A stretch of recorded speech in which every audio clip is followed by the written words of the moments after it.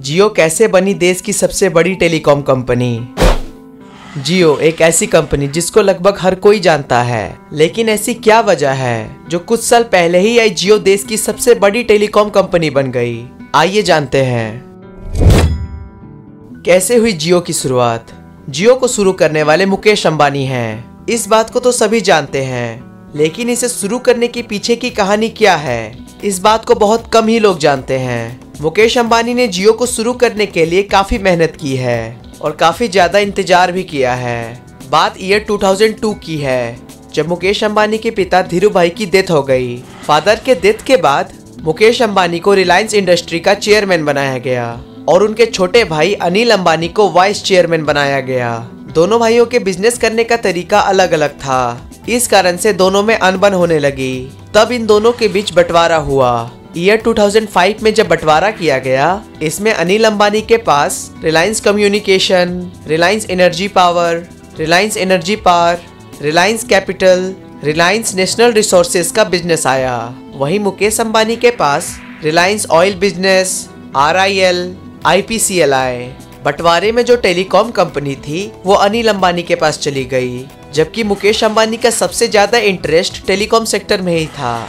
जब बंटवारा हुआ तो मुकेश अंबानी से एग्रीमेंट साइन कराया गया, जिसमें मुकेश अंबानी ने ये एक्सेप्ट किया कि 5 सालों तक वो रिलायंस टेलीकॉम की कंपटीशन में अपना कोई भी बिजनेस शुरू नहीं करेंगे। मतलब वो कोई भी टेलीकॉम कंपनी 5 साल तक शुरू नहीं करेंगे। ईयर 2010 में मुकेश अंबानी का ये एग्रीमेंट पूरा हुआ और उन्होंने टेलीकॉम सेक्टर में आने की शुरुआत की। हालांकि जियो को उन्होंने 2015 में लॉन्च किया। जियो आते ही इतनी सक्सेसफुल कैसे बनी?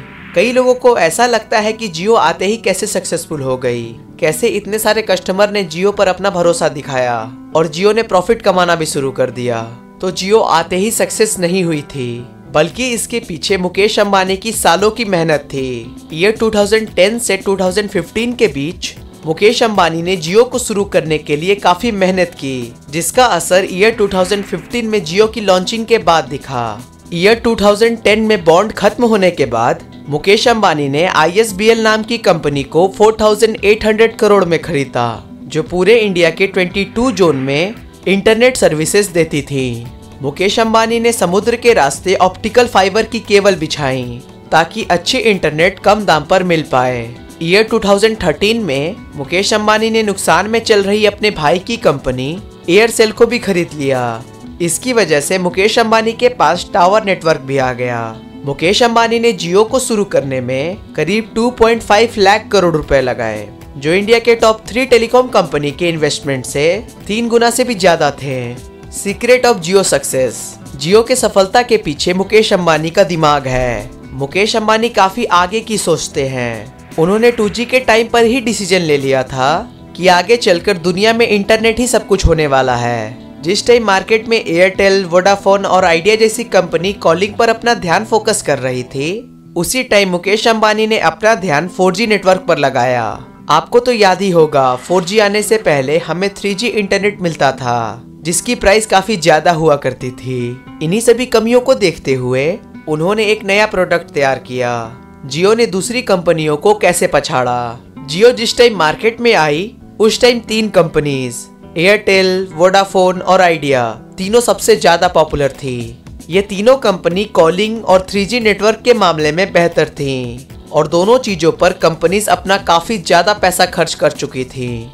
ऐसे में मुकेश अंबानी ने अपना सारा पैसा एक ही नई टेक्नोलॉजी 4G को इंडिया में शुरू करने पर लगा दिया, जिसकी वजह से उनके सामने कोई भी कॉम्पिटिटर नहीं रहा। जब जियो लॉन्च हुआ था, तब कंपनीज के पास 4G नेटवर्क नहीं थे। जब तक दूसरी कंपनी 4G नेटवर्क भारत में लगाती, तब तक जियो ने इंडिया में अपना कस्टमर बेस तेजी से बना चुकी थी। मुकेश अंबानी ने 2010 से 2015 के बीच जो भी कंपनी खरीदी, उन कंपनीज के बनाए गए मॉडल का यूज करके उन्होंने जियो को शुरू किया और ऑप्टिकल फाइबर केबल को बिछाकर इंटरनेट को सस्ते दामों पर अवेलेबल करा दिया। जियो ने कस्टमर बेस कैसे बनाया? अगर आपको याद हो तो जब जियो लॉन्च हुई थी, तब जियो ने फ्री में सिम बांटी थी। जियो का कस्टमर बेस बनाने का ये पहला कदम था। जिस भी पर्सन ने फ्री सिम ली थी, उसने करीब 6 महीने तक फ्री में सिम चलाई।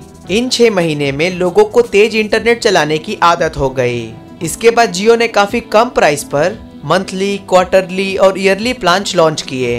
ये प्लान लोगों को पसंद आए और लोगों ने दूसरी कंपनी के सिम को इस्तेमाल करना लगभग बंद कर दिया और लगभग सभी लोग जियो पर शिफ्ट हो गए। जियो आज इंडिया की टॉप टेलीकॉम कंपनी बन चुकी है और इंडिया दुनिया में सबसे ज्यादा डेटा इस्तेमाल करने वाला कंट्री बन चुका है। इंडिया में अगर डिजिटल क्रांति की बात की जाए तो वो करने वाली जियो पहली कंपनी है। जियो के आने से पहले किसी ने नहीं सोचा होगा कि इंटरनेट इतना फास्ट और सस्ता हो सकता है। आपको ये वीडियो कैसा लगा हमें कमेंट करके जरूर बताएं। अगर वीडियो पसंद आया हो तो वीडियो को लाइक और शेयर करें और चैनल को सब्सक्राइब करके बेल आइकन को दबाना बिल्कुल भी ना भूलें। तो मिलते हैं फिर नेक्स्ट वीडियो में। Thank you for watching this video.